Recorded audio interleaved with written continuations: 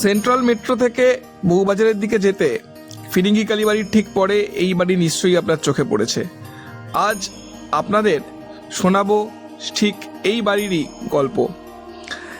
এই বাড়িটি আপনার হয়তো রাস্তা দিয়ে যেতে যেতে প্রথমে চোখে পড়বে না, কিন্তু আপনি যদি উল্টো দিকের ফুটপাত থেকে একটু মাথা তুলে ওপরের দিকে তাকান, তাহলে এই অদ্ভুত দেখতে দুটো গম্বুজ আপনার চোখে পড়বে।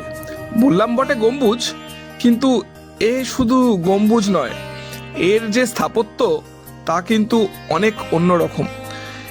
আমরা বউবাজার স্ট্রিটে এই ইংরেজদের স্থাপন করা লোহার নেম প্লেটের রাস্তার নাম দেখে বাড়িটার আশপাশে একটু হেঁটে বেড়াচ্ছিলাম।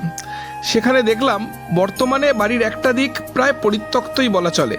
দুপাশের দেয়াল দেখলেই বুঝতে পারবেন এই দিকের দেয়ালে কি সুন্দর রং করা, আর ডান দিকের দেয়াল সেই পুরনো দিনের খড়খড়ির জানলা এবং কাঁচের আর্চ করা খিলানের দরজা এবং জানলার উপরিভাগ।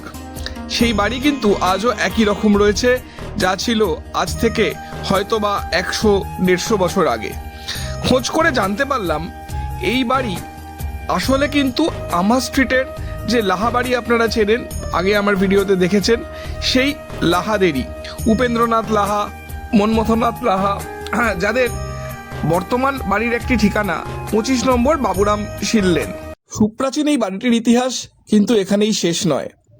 এই বাড়িরই অন্য এক কৃতি সন্তান অভিনেতা শ্যাম লাহা। এই সুবিশাল বাড়িটির চারপাশ আমরা ঘুরে দেখতে দেখতে এসে পৌঁছলাম বাড়ির দক্ষিণ প্রান্তে। এখানে এসে দেখছি দরজা জানলাগুলো বেশ রং করা। আসলে একতলাটা মূলত ভাড়া দেওয়া আছে বিভিন্ন আসবাবপত্রের দোকানে। আমরা এই চওড়া সিঁড়ি দিয়ে ওপরে ওঠা শুরু করলাম। উঠতে উঠতেই বুঝতে পারছিলাম এই বাড়িটি তৎকালীন সময়ের যে বনেদি বাঙালি বাড়ি তার গঠনশৈলীর সঙ্গে কিন্তু বেশ আলাদা।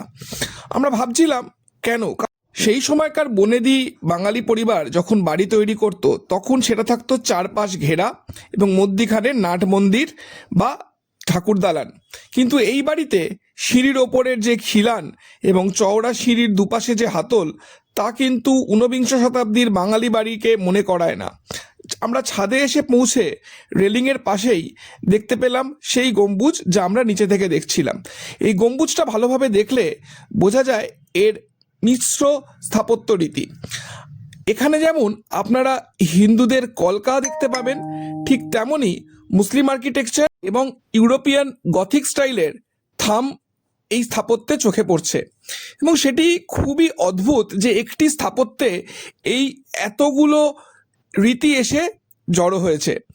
আমরা এই বাড়িরই আশেপাশে থাকা কিছু বয়স্ক মানুষের সাথে কথা বলে একটা অদ্ভুত বিষয় জানতে পারলাম।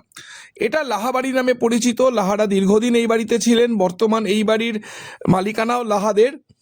কিন্তু এই বাড়ি একটা সময় পার্সি বাড়ি বলেও পরিচিত ছিল। এই বাড়ি থেকে ঢিলছোড়া দূরত্বেই কিন্তু রয়েছে মেটকাফে স্ট্রিটের ফায়ার টেম্পল, এজরা স্ট্রিটে কলকাতার প্রথম ফায়ার টেম্পল, যেটা আরসি ব্যানার্জির তৈরি, বর্তমানে যেটি আগুন লেগে পুড়ে গেছে এবং যেখানে লাইটের দোকান আছে। তো সে এবং কলকাতায় পার্সি ধর্মশালাটাও এর আশেপাশেই।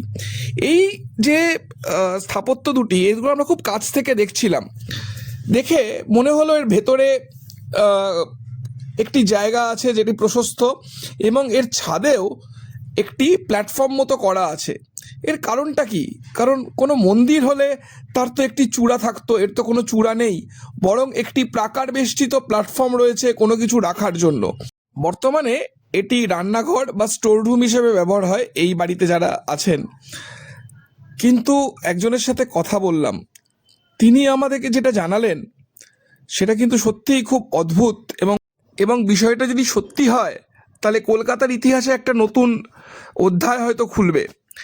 তিনি জানালেন এই দুটি টাওয়ার সেই সময় পার্সিরা টাওয়ার অফ সাইলেন্স হিসেবে ব্যবহার করত। সেন্ট্রালের ঠিক পাশে চার্চের উল্টো দিকে যখন পার্সিরা এখানে বসবাস করতেন, তখন এই দুটি টাওয়ার ওনারা মৃতদেহ পাখিকে উৎসর্গ করার জন্য এখানে রাখতেন, সেজন্যই এটি বানানো।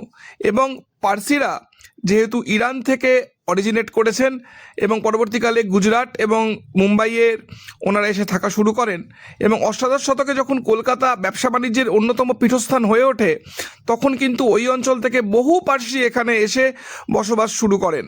সুতরাং কথাটি একদম অমূলক নয়। এই স্ট্রাকচারটা দেখলে কিন্তু কোনোভাবেই কোনো হিন্দু মন্দির বা রঘুনাথজিউয়ের যে মন্দির তাদের সঙ্গে তুলনা করা যায় না, যদিও এই বাড়িটি বর্তমানে রঘুনাথজিউয়ের নামেই রেজিস্টার করা আছে। এই বাড়ির ইতিহাস খুঁজতে আমাকে সাহায্য করেছেন ফেসবুকের বন্ধু চন্দ্রপ্রকাশ আগরওয়াল এবং আমার অফিসের শুভ্রশঙ্কর বসু। কলকাতা গবেষকরা নিশ্চয়ই এই বাড়ির ইতিহাস আমাদের সামনে আনবেন। এই বন্ধ দরজার আড়ালে যা আছে সামনে আসবে। এই দরজার নকশা দেখে কিন্তু মনে হলো না কোনো হিন্দু পরিবারের তৈরি এই বাড়ি।